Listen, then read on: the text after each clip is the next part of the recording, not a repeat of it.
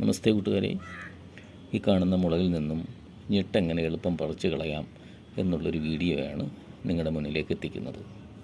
എന്നെ സപ്പോർട്ട് ചെയ്യുമെന്ന് ഞാൻ വിശ്വസിക്കുന്നു. ഈ മുളക്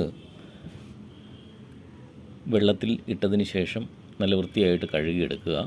വെള്ളം തോർന്നതിന് ശേഷം ഇതേപോലൊരു ക്ലോത്തിൽ വിരിച്ചിടുക. ഒന്ന് വെയിൽ കൊണ്ടതിന് ശേഷം നാം ഇതിൽ കാണുന്ന പോലെ ഇതിങ്ങനെ വളരെ ഈസിയായിട്ട് പറിച്ചെടുക്കാൻ പറ്റുന്നതാണ്. ഇതല്ലാതെ ചെയ്യുന്നത് നാം കണ്ടിട്ടുണ്ട്. അത് നമുക്ക് ഒരുപാട് ആയാസകരമാണ്. ഇത്രയും എളുപ്പം ഇത് പറിച്ചു കളയാൻ പറ്റില്ല.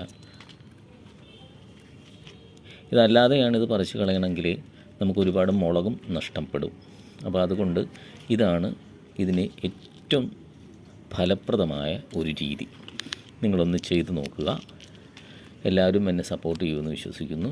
മറ്റുള്ളവരിലേക്കും ഈ വീഡിയോ ഒന്ന് ഷെയർ ചെയ്ത് സഹായിക്കുക.